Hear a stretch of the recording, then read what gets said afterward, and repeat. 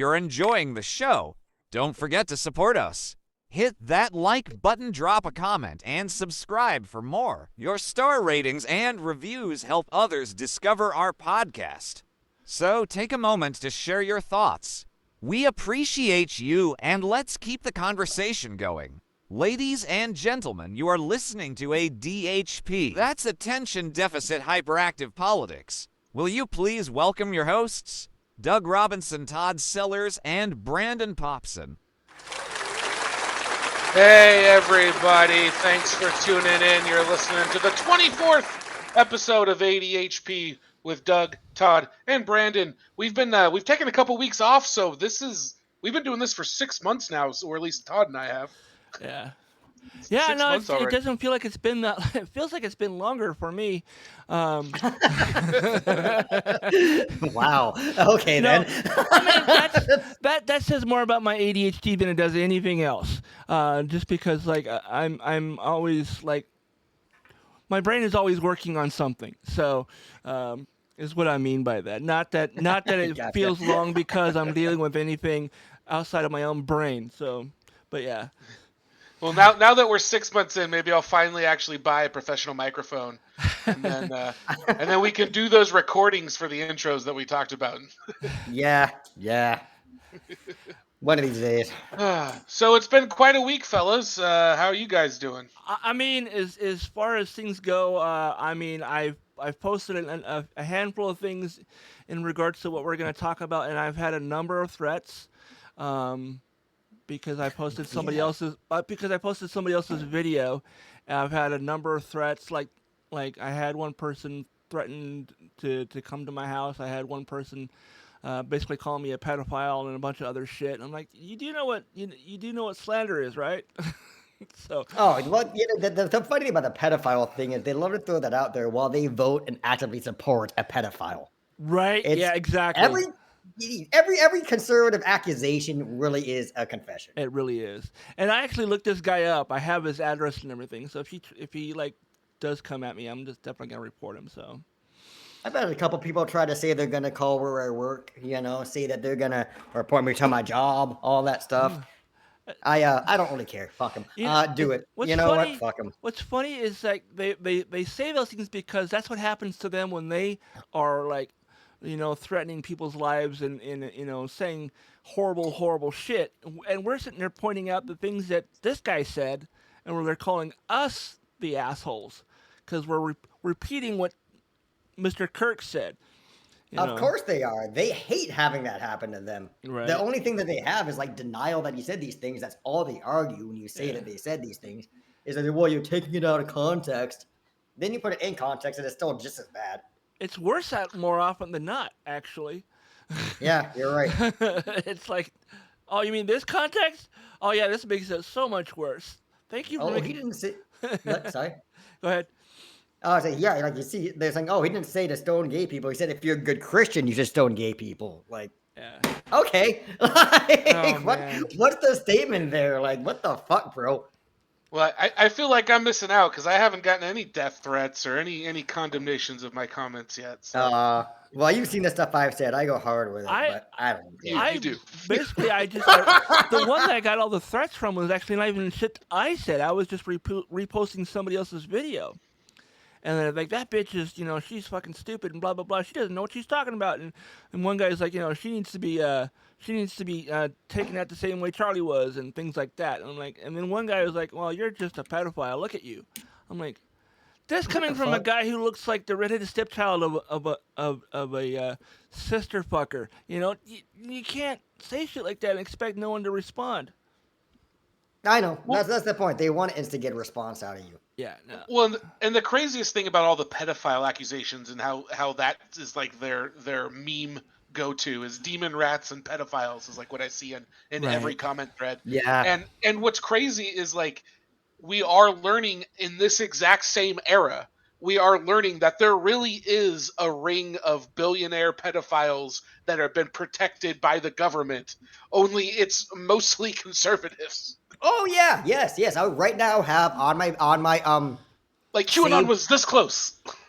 Like on my saved bookmarks, a list of that the person has been making since 2022 of various GOP predators. There's 1,459 that they have on this list so far. Yeah, and God. that's just the general one. But like even specifically the Epstein circle, like there literally is like Epstein was taken into. We're learning all this right now that Epstein was like kind of taken into this circle of billionaire trust and like laundered his reputation, and they were all protecting him because they were all doing this shit with him. And it's like QAnon was like almost had the right, like they were right, but wrong. Well, I've always known that there was going to be billionaires who were into these kinds of things, and I always figured they would have gone around Epstein. That's not the secret. That's not. I mean, I don't say that's a secret, but that's not like mind blowing to me. It is mind blowing that this many people could be implied with it, though. I really want to see that fucking list. You have no idea. Well, but this the book, the birthday book is just crazy that they were all joking about it in the birthday book. That's true. Like they're like all the people in there are just like joking about the pedophilia and like doing stuff that's like little kid related and like cutesy artwork, and it's like it's really disturbing. Like, yeah, it's like it's clear that they were all knew about it. Oh yeah. Well, everybody knew about Epstein for a long time. It was just about pinning it on him. Yeah. And then of course Trump didn't have a falling out with him until Epstein apparently hired away one of his 17-year-old girls. That's supposedly Trump says they cut contact over him picking up girls at Mar-a-Lago, but you know what's the funny? I heard the other day that story has never been substantiated by anyone. Well, and even if it were, it would imply that Trump knew why they were being stolen, for, like, hired away from him. He knew what they were being used for, and he didn't say anything back then. That's a good point. It's just sort of like saying he's an FBI informant now. It's like, well, that implies he was part of something. Yeah. There's no way he was an FBI informant. I don't think it's not. I don't think there's no way. I just don't know if it was specifically to do with the Epstein ring. I could see him being like an informant for real estate reasons, and like because he got caught up in something. This is like Felix Sater. That's a guy to research. I've talked about him on this podcast before, but he was a guy who was involved in like some of the Trump scandals with like the proposed Trump Tower in Moscow and that stuff. But basically, Felix Sater has immunity as a CIA informant, and he does these deals, these dirty real estate deals, and then if he gets caught, he says, "Oh, this was undercover work. I was just trying to, let me give you this information on these people that worked with me." And then if he doesn't get caught, it's like, hooray, got away with a shady deal. Yeah. And I wonder if Trump's been doing that. Like, is that why ultimately people don't go after Trump? Is they're like, oh, well, it's going to be really hairy because of this. I guess that's potential. Maybe. I think that's why people don't go after Trump, because he has shit on them. So that's another thing too. I think that's more likely. That's definitely how he gets allies. Like that's how he gets like Lindsey Graham and those people. Yeah. Yeah, because Lindsey Graham was probably on Grindr. But I did kind of sidetrack us to the Epstein files just because we don't want to forget those. But obviously, the big news of the week was the assassination of Charlie Kirk, and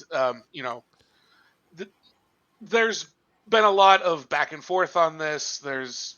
We still don't know exactly what the story. The media is doing such a terrible job with the facts. And, well, the guy was a groper. There's no doubt in my mind. Like everything that's what I think, but I'm also hearing other people who I trust say, well, he's not really actually a groper either. Why would he not be a groper? That's the thing. We just don't know enough yet. And I don't know why they're saying that. But there are people that would know. Every single thing that I've studied the groper since back when they were doing the Kekistan thing. Yeah. So I know what these guys were. These guys are not new to me. Right. If he's not currently a groper, he definitely was hanging out in that space. And took on those memes. Honestly, I never heard of gropers until like yesterday. It was not a thing on my radar. So I brought up the Kekistan fucks before on the stream. That's who I'm talking about. Okay. Which I probably had no idea what you meant when you brought it up last time, so now I don't remember. Yeah, I would have been like, oh, okay. I don't know what that is, but okay. Well, they call them groypers now. Back in the day, they had the Keck flags back in the day. But you know who they are now, Todd? They are the white supremacists, white nationalists. Yeah, that's what I heard. Basically under Nick Fuentes. Yeah, no, actually, the thing is, I didn't know there was a difference between the Nick fans and the Charlie fans. I just assumed they're all like Trumpers and they're all going for the same thing. And I just found out that Nick fans are like way more far right than the Charlie fans were. So yeah, that's a good thing to talk about, because from our side, we just see a bunch of people on the right. Yeah, and they're all various degrees of far right, and it's hard to, they're all covering for each other in a way, anyways. But there are threats to the right from further right. Nick he calls himself a fascist. Yeah, that's who Nick Fuentes is. He literally calls himself a fascist proudly. It's the thing with Nick Fuentes is, now maybe I've only seen his stuff when it's like shared by another channel that is like critiquing it. Yeah. So maybe I've only seen his most sensational stuff, but every time I see him, I'm like, this can't be real. This is a dude doing like the most extreme version of Stephen Colbert's Colbert Report. Like because it's like what is your caricature idea of a right-wing white nationalist? That's what he does. But he's serious. It's not ironic. It's not a joke. But he's also laughing every time he does it. I'm like, can't. Like, is this guy a prank? No, it's real. It's real. I mean, it's for all intents and purposes, it's real because all his followers assume it's real. I know you want him to not be serious, but he is serious. Oh, I'm not putting any want or not. I'm just stating where I think.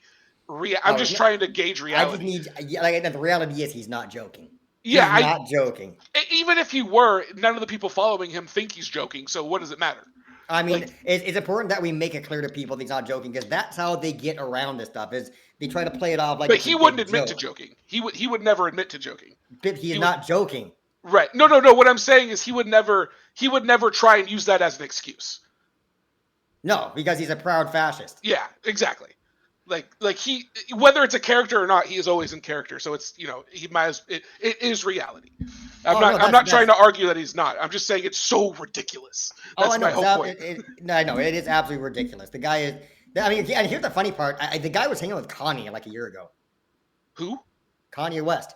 Oh, Kanye. I thought you said Connie. Yeah. I'm like Connie. I'm like Connie Chung. Yeah, he was literally flying around and had at lunch at Mar-a-Lago with Trump with Kanye. Yeah. This was what, spring, or was it last year? That. Yeah, something like that. Yeah. Or it had to be this year, because it was while Trump was in, or was it before he was in office? I'm not sure, but before. But yeah, I definitely remember. Yeah, him and Kanye, and that was when Kanye was also doing the somehow a white supremacist. Yeah, he still is. I think, who knows? Oh man, I love this. You can't spell hatred without Red Hat. I've seen that before. That's great. I love that. I'm gonna save that image. That's good. Oh, but the worst thing about this whole week is it is helping. Like, this doesn't help us in any way, shape, or form. Like, it doesn't make the world better. It doesn't. It doesn't help. All it does is give them an excuse. You can tell how ready they were to have an excuse like this. How ready the right was. Oh, they're already making up lies about it already. Right? They immediately it was trans. No, the bullet was trans. Oh no, his roommate was trans. Oh. Well, the roommate is not trans. He's a male who streams in a onesie once in a while, and that's why they think he's trans. Because that's he wears the thing. A onesie during the stream. The people reporting on it don't understand the culture at all, and I don't either. So I'm not able to parse out what's real and what's not. He's a Zoomer. Zoomers are huge into fucking onesies. It's just something they do. I can't explain it to you, but it's just a thing in the Zoomer generation. And that's enough for them to say this person's trans. And it's also his renter, not his lover. Yeah, I don't know where are we finding the facts on this, because the mainstream stories I'm finding, they're conflicting. Like some people, sources I'll trust, will be like, "Oh, I guess it turns out it is his romantic partner," and then other people are like, I wish I could find the thing. People have dug down to the actual like original sources, and like the first one to report the trends that they all picked up on him was some right wing rag. Like I can't remember what it's called. It was like Steven Crowder was the first one to start talking about it being. Yeah, it was because there was like that's probably where Crowder saw it, was on this fucking nut job website, you know. Yeah, it was, and then it was because there was a thing stamped on the bullet, and it turns out it was like a manufacturer stamp, but because of the letters that were used, they thought it was trans. Yeah. Yep. And it was actually the manufacturer of the bullet casing or the bullet. It was just hilarious. You know, it showed how, like you were saying, Doug, how ready they were with the narrative that they wanted this to be.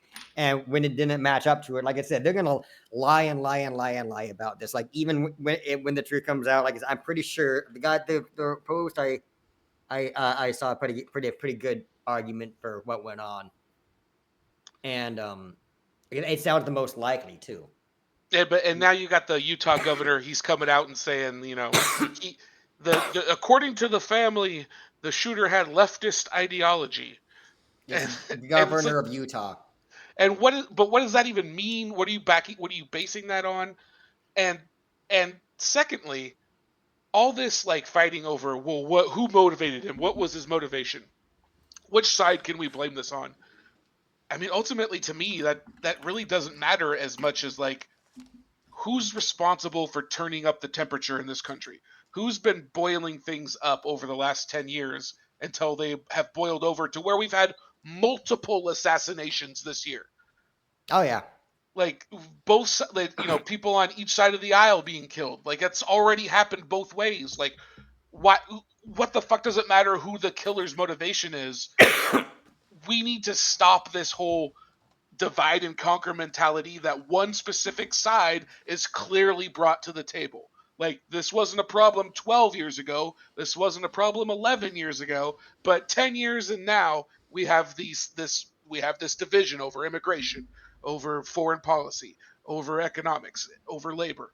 It's over specifically the border and a lot of racist tropes is really what they brought to the table and started, and the trans issue. That's also when they brought in the trans wedge issue, and they've just inflaming everyone's tensions over the trans issue and over immigration. And this is what ends up happening. This is why politicians have avoided this kind of inflammation over the last half a century, since in the post-war era. So well over half a century at this point. Yeah. So I do have some articles here about the latest in the investigation. This is like what CNN is saying, but it sounds like, Brandon, you have more ground level information. I don't know. Is it coming from Reddit? Where did you read it? It was a post on Reddit, and somebody had taken all of the articles and like traced them down to the original sources. And like the original source on the trans thing was some like right wing like conspiracy website. And then I'm assuming Crowder probably read that out loud, and it probably just took off from there. Because I also saw another person on YouTube say that they found the guy, his supposedly trans roommate's social media, and there's nothing trans about it. Literally, he's just a streamer who streams in a onesie. And as well as the fact that supposedly this trans lover is the one who turned him in. Which I don't think that's correct. Yeah. Oh, yeah. Like, exactly. That doesn't make any sense. So this guy went out and shot this person over trans rights, and then the trans person he did it for turned him in. What sense does that make? It seems like I believe what the actual reporting is there now, at like the most up to date, is that the pastor, the minister or the pastors who turned him in, he was obligated to. I heard that it was the dad and the roommate. Well, there's been a lot, right? Like what we've been saying, there's been a lot of conflicting info. The first thing I heard is that his dad turned him in, or his dad talked him into turning himself in. But it seems like what actually happened is they like his parents kind of figured it out from seeing his photos, and obviously he was probably behaving oddly, which also made me wonder, like, because initially I thought he went to his parents' house, like he lived there. I did, and then I started hearing about his trans roommate. I'm like, wait a second, I thought he lived at his parents' house, but maybe he just went there. I don't know. But somehow his dad basically like figured it out, is the first story I heard. And then I think what happened is they spoke to his church or to his minister, like for like spiritual guidance. And at that point, the minister, because he was a fugitive at law with the potential to kill again, was obligated to turn him in. Yeah. That could have happened too. That was the last thing I heard from people that like wouldn't they had no interest in making up what happened, but that's just what they were hearing last. I mean, that could also be sounds also very, very we'll likely. See, right? It just at some point we kind of got to trace what's going on, because I like this Reddit thread you talked about, because we do got to trace how the story's developing, because they're gonna twist it. They're already twisting it. They're throwing so much they're throwing the word trans into everything and hoping something sticks. Yeah, and they've done this before. Yeah. And it's clear that they're trying to incite more violence. Like, it's their side is just all stochastic terrorism. And then, oh no, terrorism happens, and who do we blame? Oh no, we can't possibly point the finger at any side. Yeah, well, I mean, gun control could solve this too, but what can we say? Well, that's why I made my post about like the way to come together here is, first of all, cooperative projects is how you get disparate sides to come together and start to appreciate each other, is working to cooperatively to achieve a goal. And then, of course, me being me, the goal I put out there was like, hey, let's try and work together to get a UBI and single payer healthcare. Because if we had those two things, that's gonna prevent gun deaths without threatening the Second Amendment in any way. It's just gonna make everyone better off and less likely to use a gun for something. Right. And there's going to be, if you're mentally ill, you're getting the treatment you need rather than being on the street or reacting violently. And that's just kind of my solution. If we want to be solution oriented, it's like, let's work together to achieve this. Because all these things, it'll reduce gun violence. It'll help the small businesses not have to pay minimum wage anymore. They won't have to pay for healthcare for their employees anymore. It does stuff for both sides of the aisle. I agree, but the problem is there's a huge portion of the country that would rather die than ever see that happen, because they will call it communism and dig their heels down. They're great ideas. It's getting them off the ground. Brainwashed, yeah. They're absolutely brainwashed. But I mean, it's been this cultural shift to, like, because it's that whole Southern strategy of like, you talk about economic things rather than race, but you're really hurting black people more than you're hurting white people. But over time, they've hurt a whole lot of white people too. They just won't accept any kind of welfare.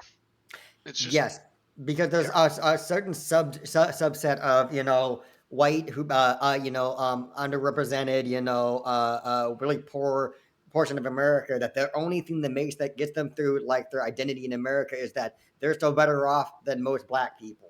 And that's what keeps them going. And if they lose that, then they lose like everything that they feel proud of themselves. Yeah, that's definitely seems to be the case, sadly. Yep.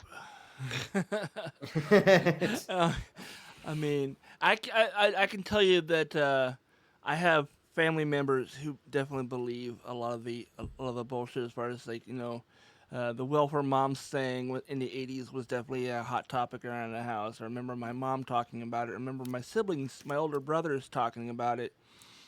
I remember my brothers, their dad was all about conspiracy theories. He's the one that introduced me to the concept of what would they call it, chemtrails. And I was like, never heard of that before then. And I was like, oh, okay. And then the whole like one world government thing and all the other conspiracies that are like all kind of, they're all rolled into QAnon now. It's all the great replacement theory and all that shit too. Oh, Jesus Christ. Yeah. That is so racist. The first time I ever heard somebody talking about that, I'm like, this sounds like something the Nazis would say. And then I read about it, I'm like, this is something the Nazis had said. There we go. I'm like, that makes sense. That did sound Nazi because it is. Oh yeah. Speaking of that, my local politics group officially has stated that the person that admins it anyways has personally stated that they don't want you in the group if you think Trump is Hitler. Oh my god. Bye. So we just have to grant so what if he was what does he have to do what if can I call him Mussolini? Is he because he's really more like Mussolini? Pinochet. What if he's like one of the other guys like Himmler and the other assholes who are in the Nazi party? Right. But he really is a orange Mussolini. Mango Mussolini. Yeah, there you go. Yeah. The tangerine dictator.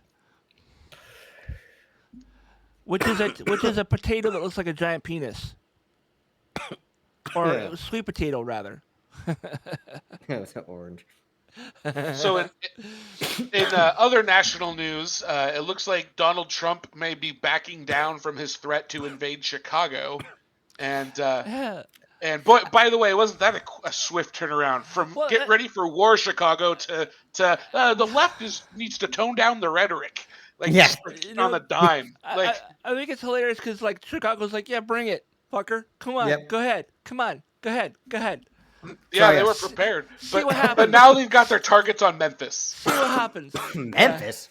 Yeah, because it's Memphis and then New Orleans is another city I've heard that they might go for. And that's because they have governors that they can actually get to request the National Guard to come in. That would make sense. Yeah, the governor, but then they can say that's a liberal city that they're cleaning up. It's a Democrat-held city in our otherwise great red state. It's just all professional wrestling, but with actual lives at stake.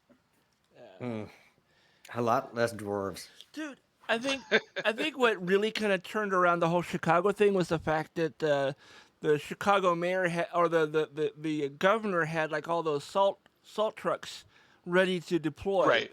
Like lining all the streets, so there would have been no way for them to come through Chicago. That's why, more than anything else. I think that definitely helped, but ultimately he didn't have the authority to go in without the governor requesting it. So that's why we're going to turn to Tennessee. I hate to say it because I hate billionaires. Oh, sorry, go on. I was going to say it didn't stop him from doing that to California. Didn't they stay there for like a little while and then they left because the judge's order came down and that's when they left. Yeah. And so he hasn't done it since. They've just been using ice in California since then. Oh, is that what it is? Okay. Yeah. It is. It's very tricky the way the federal government works in relations to states. Yeah. Well, they also threatened to send it to Seattle at one point too, and once again. We'll see. We're going to see ice, though. I mean, I think we already have been seeing ice here. We had those firefighters that got detained, and then a few of them arrested. And ice. And then but this whole shit is also like, we talked about the Hyundai factory, right, with the South Koreans. Yeah. They're no longer going to build that factory now. Oh, really? Oh, Jesus Christ. Yeah. They're like, fuck you, we're not going to do this now. So what's going to happen to the factory? So like, oh my God. So I mean, it wasn't finished, I don't think. Oh, I thought they were up there just setting up the machines and training everybody. Maybe it did get that far, but they're not gonna. But it's gonna cost them all the jobs that were gonna be there for locals. Like the people that moved in were all on work visas just to get things up and running, and then they were gonna go back home. I know that. And then there's gonna be a bunch of jobs there for Floridians. Last I heard is those people were coming back to finish what they were supposed to have done, but only if. They said that we're only going to come back to get things set up if you tell ICE to leave us the fuck alone so we can get our shit done so we can open our factory and hire all of you Americans. Well, I'm going to look it up because that might be more recent than than what I know. But no, I was talking to my friend Shannon about it day before yesterday, and it was like, I can't believe that fucking happened. So here's what I found from the Register: is Trump backpedals as Hyundai factory ice raid enrages South Korea. Nice plans for U.S. manufacturing you had there. Shame if something was to happen to them. So on Sunday, President Trump took to his personal social media channel to calm a growing diplomatic storm with South Korea. The post referred back to the September 4th raid. where the Korean companies build batteries and electric cars. Korean workers were present. ICE made 475 arrests, more than 300 South Korean nationals, many of whom claimed they had valid visas that allowed them to work in the U.S. Yeah. And they were shackled and paraded in front of TV news cameras. Oh, Jesus So Christ. South presidential spokesperson Kang Yoo-jing told local media the government was reviewing the incident to determine whether any human rights violations occurred. So, U.S. trade policy calls for foreign companies to manufacture their products on American soil, but that ambition now looks harder to realize as work on the battery plant halted after the ICE raid. We are continuing to monitor the situation and preparing to resume construction once we have more clarity on visa guidelines. So that's in line with what Todd was saying. As we have been aiming to start production at HLGA Battery Company next year. That was an LG person though, not Hyundai. Okay. Other Asian giants that have already committed to building factories in the U.S. are doubtless aware of the incident and are considering the impact on their own operations. So not only is this Hyundai factory halted right now, but other Asian companies are looking at halting their factory investments as well. So great job, Donald. Yeah. Bang up job as usual. Yep. Alienating the rest of us and the rest of the world. It works so good. Such a good idea. Oh, you know what? I shouldn't have closed that tab before I copied it for the notes. While I try and get this back, Brandon, do you want to talk about the Let's Go Washington? Yeah, let me open it up here. Have you heard about this? It's this right-wing group that is basically kind of Tim Eyman-like. He may even be involved. Let me see here. Oh shit. I haven't read about this. No. It's a guy's name. Okay. So let's go Washington. Oh Jesus Christ! This is based on the Let's Go Brandon thing. No, it's more just like a get Washington going again. They want it came out of the COVID era where they wanted to reopen all the businesses. So the initiative relates to parental rights and trans youth athletes. I hate just reading off of a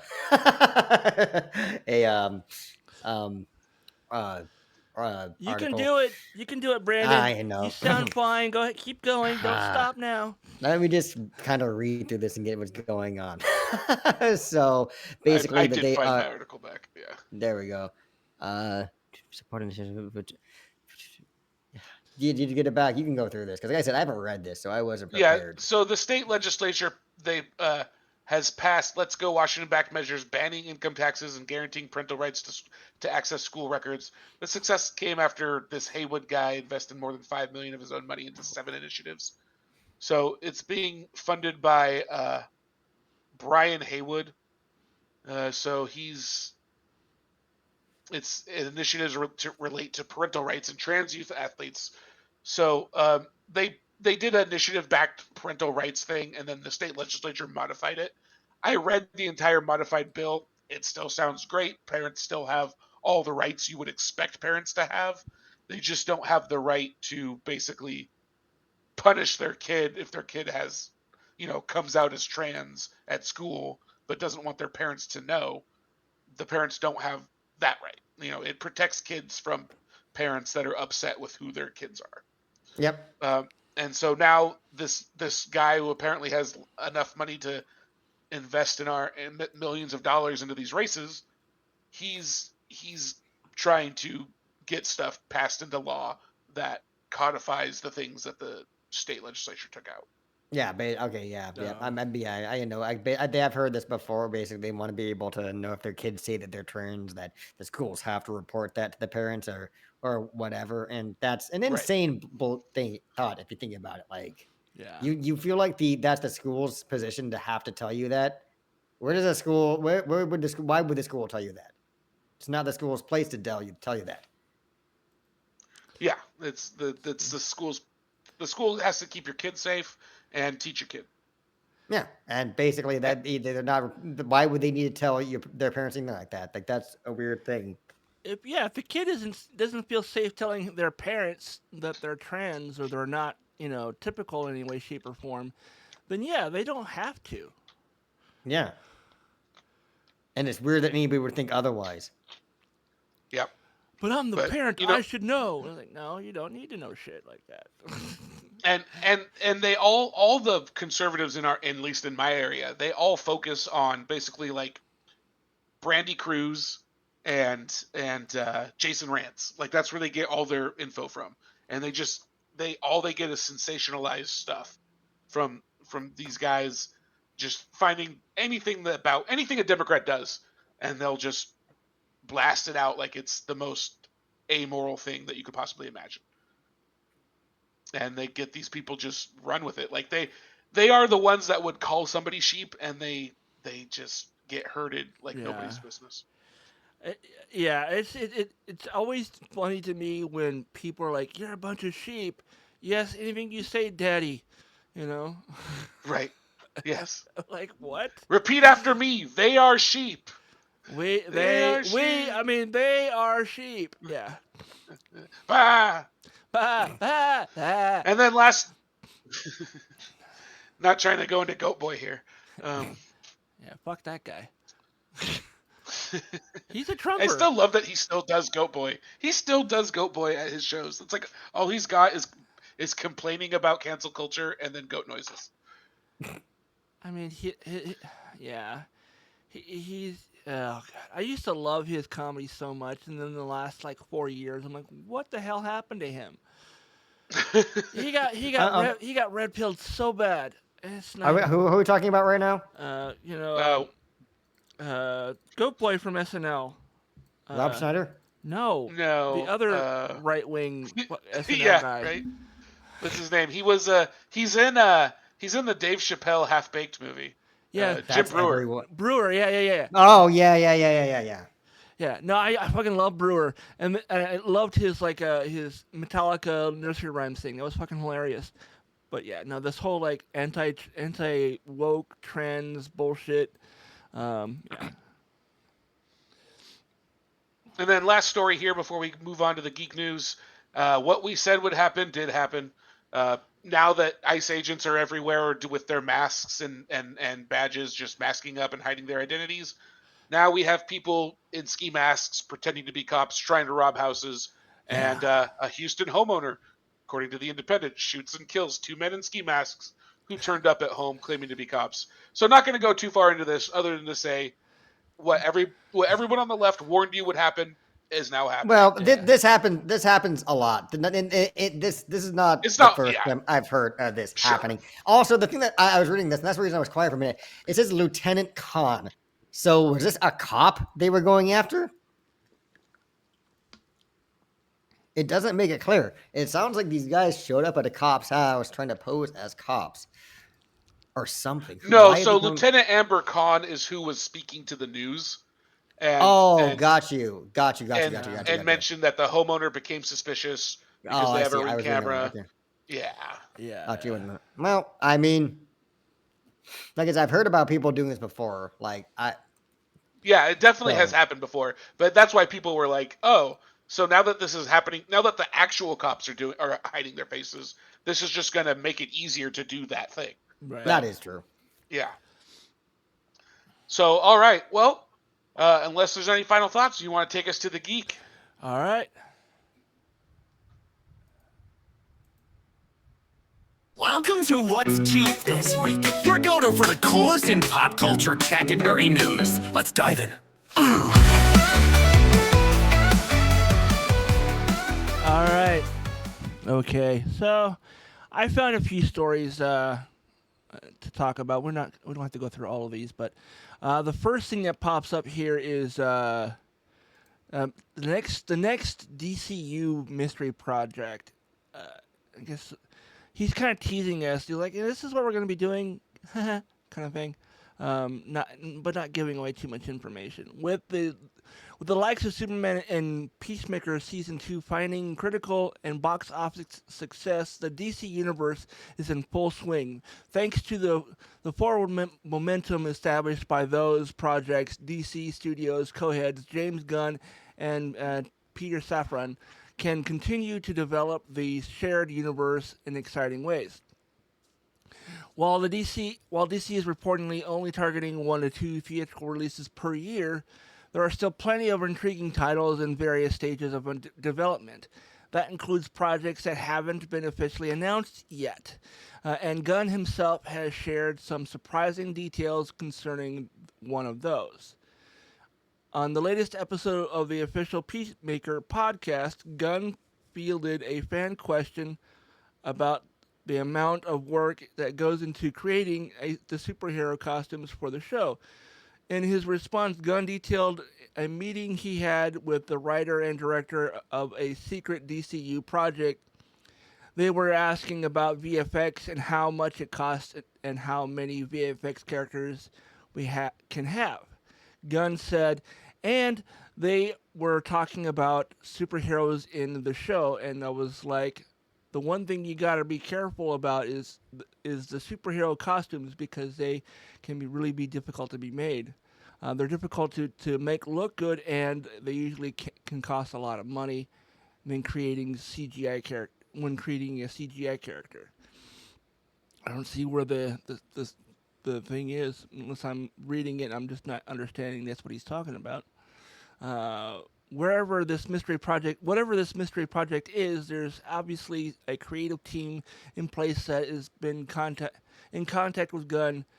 It stands reason to believe Gunn is confident in whatever vision this writer and director have if they're on board and developing something.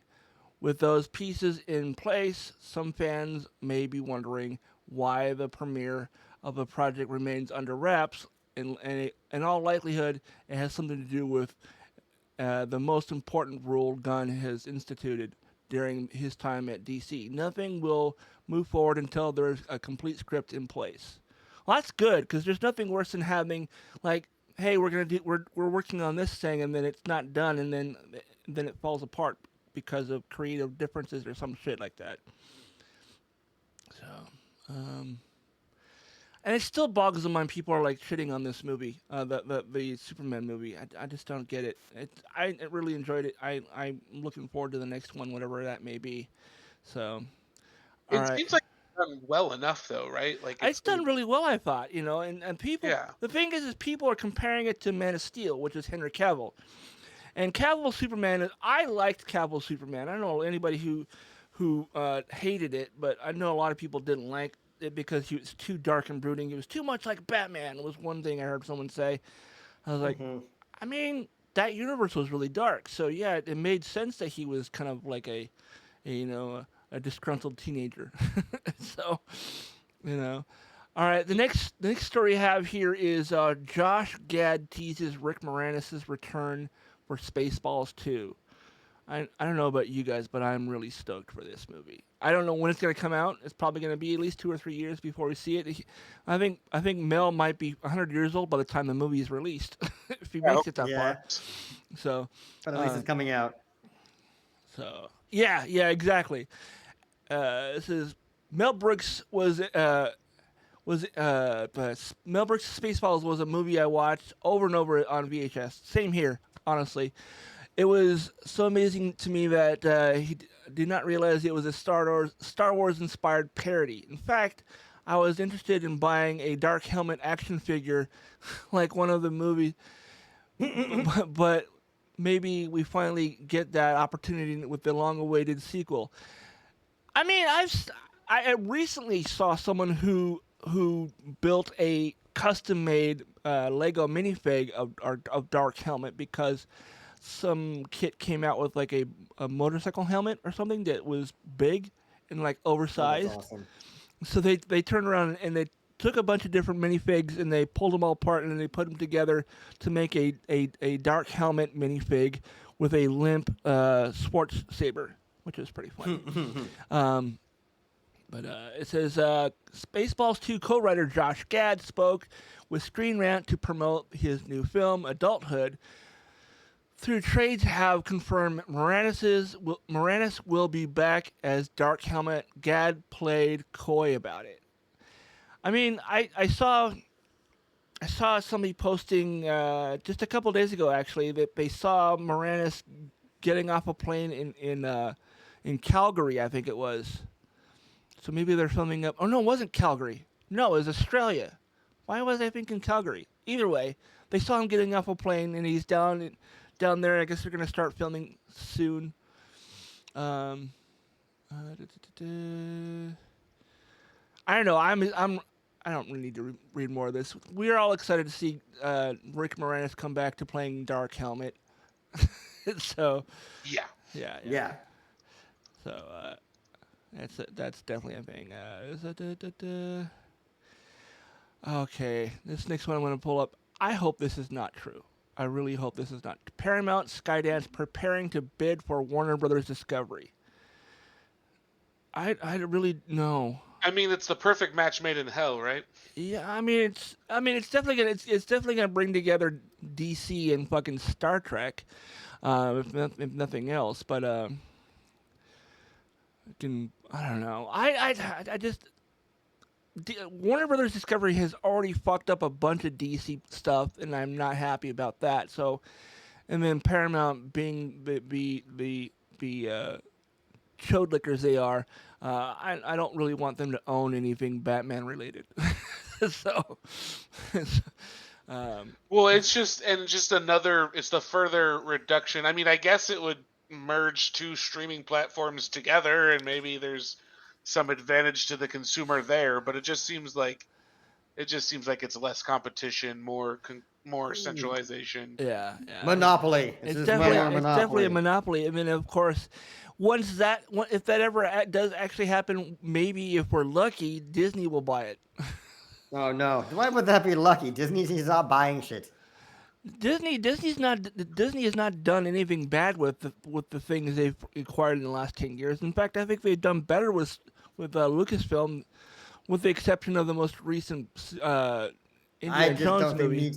I don't think that Disney needs to own everything. There doesn't need to be one company that owns fucking everything. I mean, The Simpsons did say that Disney was going to own everything, so it's.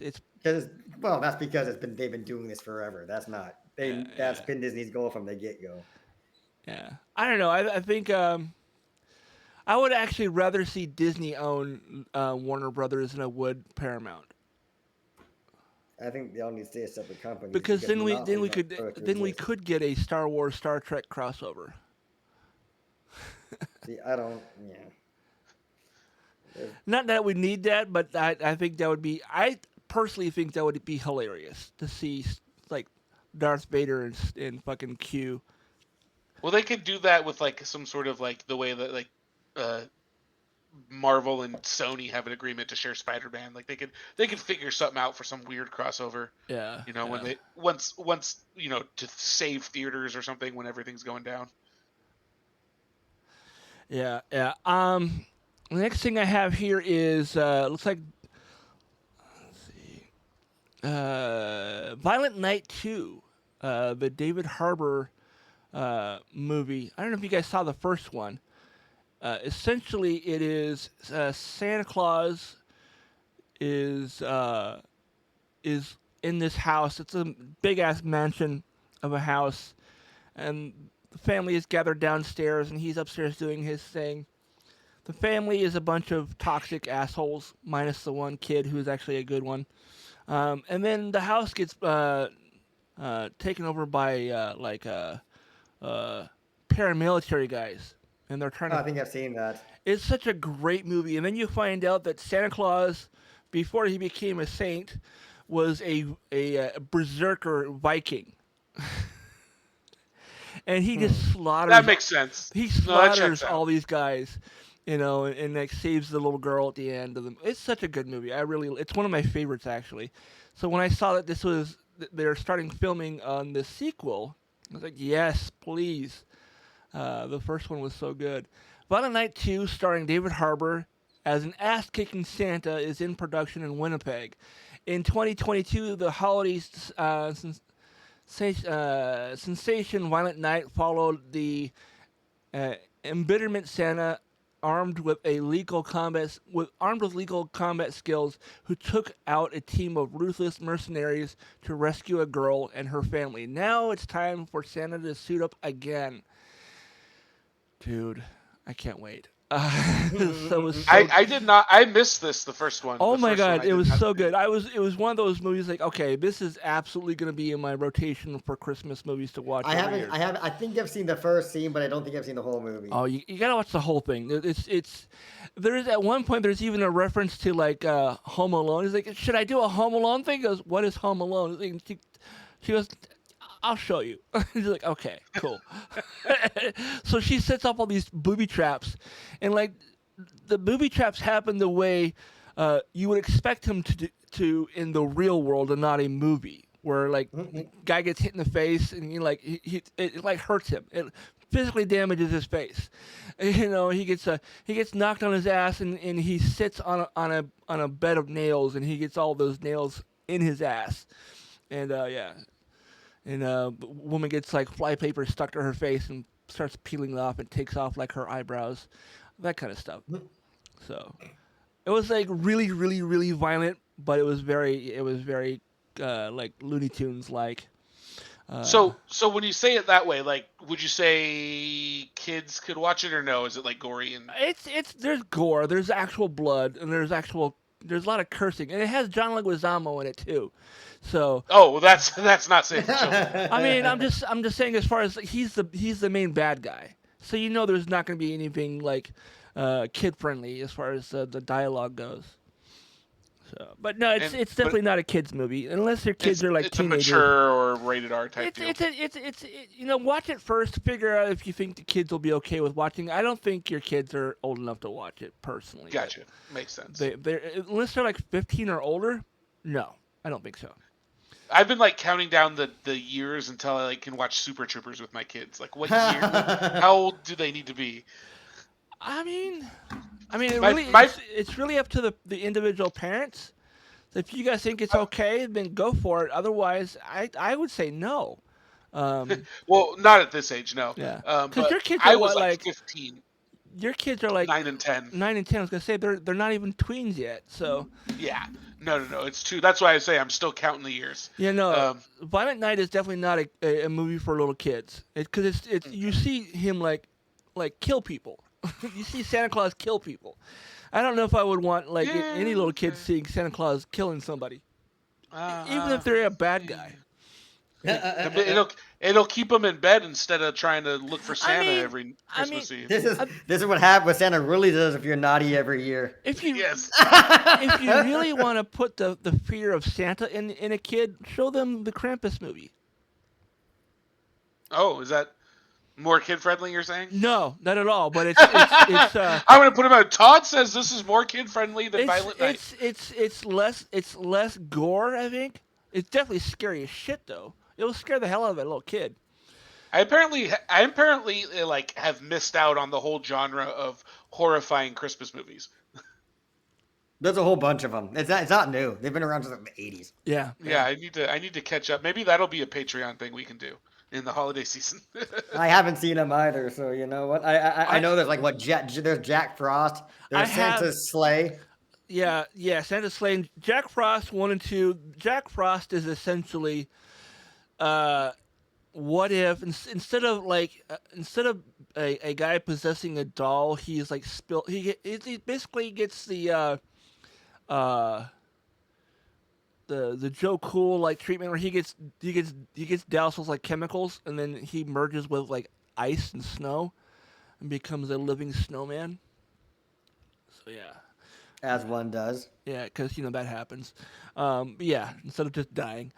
But no, this looks like the Winnipeg filming started production like 2 weeks ago, and it will be in theaters on December 4th, 2026.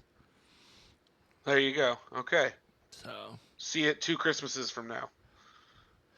Yeah, Christmas after next. Yes. So all right, next story.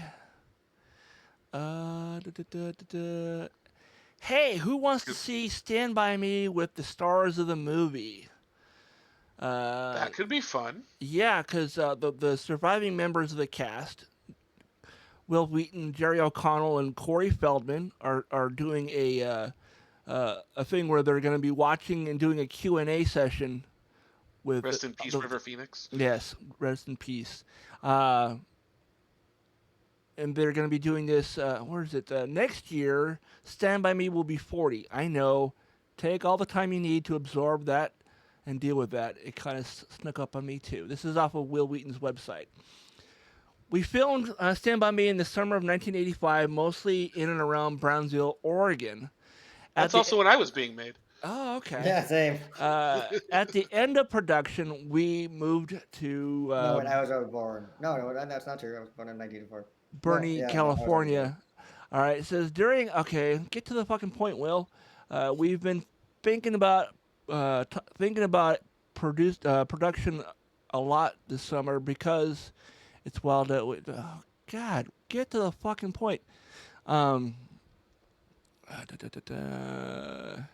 Stand By Me, the film, and it stars 40 years later, a night of reflection, connection, and friendship that shaped us, with Corey Feldman, Jerry O'Connell, and Will Wheaton. Will Wheaton. Cool whip. I was listening to him, Will, talking on a podcast or something, and he was talking about that they're doing this like as a one night thing, but if it goes well, they might go on tour with it. And I hope they do. Although I do know that Corey and the other two, I think they'd be cordial because of work-related kind of things, but it doesn't sound like Will and Jerry are like too fond of Corey. Corey is a chaotic person. A lot of trauma he's not dealt with, to say the least.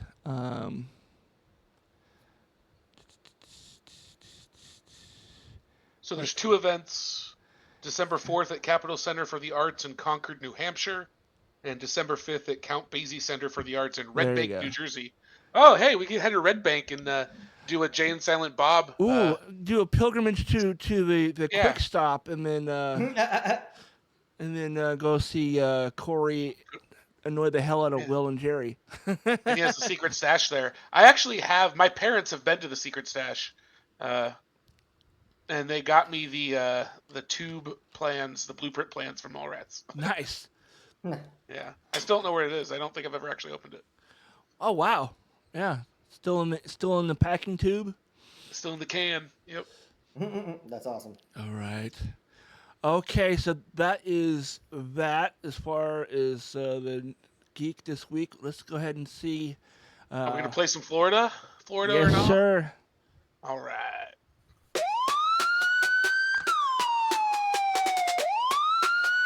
Oh, I like this. Oh no, here we go again. A barefoot guy robbing a gas station in the name of Gavin Newsom. Call the police, arrest the Florida man. Is it Florida or not? Is it Florida or not? Where did this happen if not in Florida? Where did this happen if not in Florida? All right. How you like the new intro, huh? I dig it. Yeah, I thought that was a little bit better than the last one. All right, so I grabbed a handful of stories. I don't remember which ones are which, so I'm going to have to open them up myself. All right, the first one here says, emotional support alligator banned from Walmart. Is that Florida? That's not Florida. So I'm really hoping it's not Florida, because that would mean Todd has really started to play the game with us, where he's like trying to trick us and stuff. I don't know what's those alligators. But I gotta say Florida, right? You gotta say Florida. It's Pennsylvania. How the fuck? I'm happy about that. I've never been so happy to be wrong. Yeah, it says, see you later, alligator. A Pennsylvania man's emotional support alligator can no longer accompany her owner inside a Walmart after their recent trip to the store stunned shoppers. And it shows a photo of the alligator wearing a sweater. Oh my God. Where the fuck does somebody in Pennsylvania even get an alligator? The store. You know, some reptile store off of Highway 95. My aunt Marianne's mom, she had a pet alligator of some sort. It was like 5.5 feet long, 4.5 feet long, whatever it was. It wasn't a full-sized alligator by any stretch of the imagination. It might have been a relative of an alligator, so it may not have been a true alligator. Maybe it was like a caiman or whatever. But either way, she had one. I remember it clear as day that you guys have a fucking giant lizard in your living room. It's such a bad idea. Yeah, in this, it was, you've seen those like 90-gallon tanks. Well, actually, I think it was probably bigger than that. But either way, it was this huge tank. It wasn't safe. Okay, I thought you mentioned they just let it walk around. No. It wasn't like it wasn't loose in the house because my mom would have never gone inside. My mom was like, "There's what in the living room?" So sorry to interrupt. We got some late breaking news here. I just got a news alert that there's been assault injuries reported at the Walmart in Port Orchard. Also, my wife just tried to call me, and that's where she was going to be at. So I need to call her back real quick. So you guys go ahead on with the next one. All right, let us know how things are going. All right. Next one is a man almost loses his arm after thief bites his hand during attempted robbery. Do you think that's Florida or no? Ooh. That could be anywhere though. But just for I feel like if I say not Florida, I'm gonna be wrong. But I'm gonna say Florida because I'll bet there was a meth mouth caused infection. I'm gonna go with meth addict Floridian. An elderly shopkeeper in Turkey almost lost his arm after his hand became seriously infected as a result of a human bite during an attempted robbery. Oh my God. Yeah, no, so I was looking through Reddit trying to find some really good stories that could easily be mistaken as a Florida story.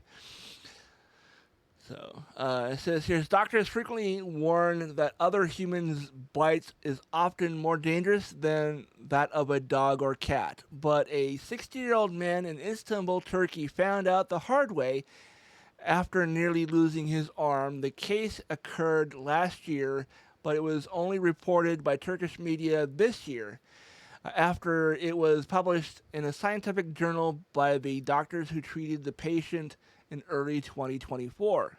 A 60-year-old shop owner was robbed while working at his store in Üsküdar, a district of Istanbul. Two masked men entered the shop after closing with a clear intention of stealing, so the owner tried to stop them. In a physical struggle that ensued, the 60-year-old managed to get immobilized by one of the thieves, who bit his hand hard and in a desperate attempt to escape. And it must be a really nasty bite because they pixelated his hand. Yeah, I mean, human mouths are gross, so that's not that crazy. Yeah. Maybe he had a penis on his hand. Edward Penis Hands. That's a real porn, by the way. I never watched it, but I saw the cover of it at a local like mom and pop like movie store. I was like, that's real? I thought that was a joke. All right. Humpty Dumpty caper at a mini golf course sparks police investigation. What do you think? Do you think this is say this thing one more time. Humpty Dumpty caper at a mini golf course sparks police investigation. So what was the last one? Was the last one Florida or not? No, Turkey. It was Turkey. Yeah. It was Turkey. Yeah. Okay. Istanbul. Yeah. I thought for sure. Huh? This Humpty Dumpty thing that feels kind of like a Florida mini golf park, but man. It does. It sounds like it could be anywhere though. I've said Florida both times and I've been wrong both times. You want to change it up, or what are you gonna do? I'm gonna stick with Florida. I'm going Florida all the way. Right, I'm gonna say not. I'm saying not Florida. Doug gets the point. Oh, I think I'm onto him. It was New Jersey. I mean, I understand it now. New Jersey is kind of like the Florida of the East Coast, right? Yeah, it's more like the armpit of America. The Jersey Shore is definitely the Florida of the Northeast, right? This is true. It says here, Humpty Dumpty took a big fall, and now police are hoping to crack the case. A playful, colorful statue of the nursery rhyme icon was forcibly removed from a structure at a mini golf course in Cape May, New Jersey, on Sunday, and dumped down the street. Local police say that they're looking for 2 men who are seen on video stopping at Ocean Putt Golf around 4 a.m. Video shows one of them entering the course and by climbing over the fence and grabbing and rocking the statue back and forth and pulling it off its foundation before walking off with it. Okay, Does it ever end well for Humpty? Does Humpty Dumpty ever have a good time? He always has to have a great fall. It's always tragic. Humpty Trumpty, yeah. Okay. Oh, how dare you sallow the name of Humpty Dumpty with the Trump. All right. So a raccoon steals a package from somebody's porch. That could be anywhere, to be honest Right? with you. I'm going to say that's from Washington State. Yeah, Going for I the would bonus say- point and picking Washington State. I'm saying Oregon. Okay. So this was posted on September 11th. A New York resident home security camera captures the moment a package was stolen from their porch by a masked porch pirate, a raccoon. That's what they get for ordering raccoon treats off of Amazon. That was cat food. It was probably cat food, yeah. You know what? I bet you it was cat food. I wouldn't be at all be surprised. Yeah. All right. How many more do we got? I think that's. Oh no, there's one more. One more. One more? All right. Felon found homeless with baby sea turtles arrested for attacking woman at beach. Felon found homeless with baby sea turtles. So there's a felon who's homeless, Right. And he had baby sea turtles with him, That's what it sounds like. Yeah. and at some point he attacked a woman at the beach. Yes. That sounds very Florida to me. That's very negligent parenting of his sea turtles. That's for one. Like, Well, first off, that's what sea turtles do. They just lay their eggs in the sand, And then they go. then they yeah. hatch. And Bye, then babies. Yeah, that's most of nature. Well, yeah, Good luck. Yeah. Hope there's not too many seagulls today. Oh yeah, that's exactly how it goes. And in fact, well, these days they're so endangered that typically when they hatch, people know who they are and they will actually help protect them. That's You're a not- cruise. That is a cruise excursion that we could have done on my honeymoon. You pay money to go help protect baby sea turtles and help them get back to the ocean. I'm pretty sure it's people who know what they're doing, like zoologists and stuff. So what is your final? They're there, but this is for real an excursion. It was something you could do. You could just go help protect sea turtles? Like you had to pay, and then it was part of an organized thing. But yeah, Crazy. like That's funny. yeah. So what do you guys You want to think? chase off seagulls and shit? Do you think it's I Florida? think you like chase off seagulls. I think you like hold umbrellas and stuff over them and just kind of shade their path and help lead them to the water. Just Oh, pick man. them up and toss them like a frisbee out into the ocean. I did the They just start eating them into the Yeah, ocean. yeet. They got shells. They'll be fine. Hold on. I have this toy from my youth. It's a turtle launcher. Hey, watch this. You skip them on the water. I was just gonna say that. Yeah. They're malleable. They bounce. Yeah, they're durable. They'll be fine. They have shells. So is that your final answer? I'm gonna say Hawaii. Ooh, that sounds. You know what? Ooh, Hawaii. Because that's where I saw turtles laying eggs. Was in Hawaii. That's the only time I've seen a sea turtle in the wild is in Hawaii. Yeah, you know what? I'm gonna change to Hawaii. Yeah, that makes sense. You guys would have been right if you would have stayed with Florida. Oh, Motherfucker! He did it to us. None of them are Florida until the very last one. I mean, honestly, these are all stories that I found. I was like, these would be great for stories, and that was the only one that was actually Florida. So That was awesome. That worked out perfectly. Yeah. That was great. So Oh, the man. wife is okay. There was no. Yeah, so she had not made it to Walmart just yet. So Okay. she wasn't. I thought I was gonna have to go bail her out of jail or something. Like, What? I figured. I figured if I heard there was a physical assault at Walmart, I'm like, oh, what did she do now? Someone touched one of the boys, and she had to. She had to choke go. a She had bitch. to go full mama bear. Yeah. But that's all we got for this week, I guess. Unless you guys have anything else you want to talk about. I gotta say though, this cheered me up a good deal. I've been feeling pretty crappy all week. Just basically, I've had anxiety like all week. Like I'm in the middle of a Facebook war or something. Like, oh man. Like I have that feeling of dread. Like I've said something I'm going to regret, even though I hadn't. Like it was just because I was waiting. I just keep waiting for this bad news to come, and like, oh, we've decided that because of this attack, we're just gonna come and take away everything from anybody who voted for a Democrat. Like I've had actual anxiety this week, and this is the first time I've been able to like relax and just kind of laugh. Well, I'm glad we were able to facilitate that. 'Cause, if nothing else, what I love about podcasting is it gives me an hour or two to just kind of like hang out with some friends and just talk about shit, and then.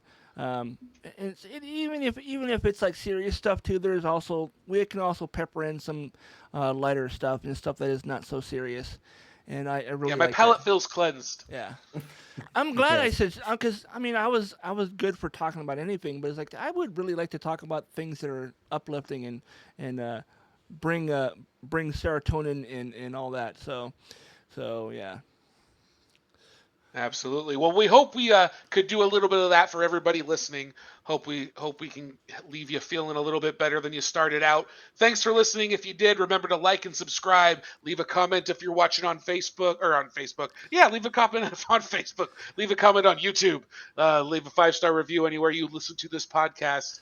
And follow us on. You can find us on Patreon. What are the ADHP.live? Yeah, ADHP.live will take you to like where you can find all the important links, as well as so the Facebooks and the other social medias, and where you can listen to the show and watch the show, and and if you want to join the Patreon, which has got nothing like behind the paywall as of yet, because we don't have anybody actually subscribed to it. So if you like the podcast and you want to support us, please go ahead and subscribe to the Patreon. You don't have to stay subscribed for the entire year or anything like that. You can do a month-to-month thing, but the minimum we ask for is like I think $5, $10, if that. I mean, not a lot. And then and we will be here making content for you until Trump comes to put us in jail. Yeah. We'll all go move in with Brandon and his cats, and then we're all just. My angry cats will protect me from anything. He's like, we got the ninja cat. That's one of my kids' favorite things.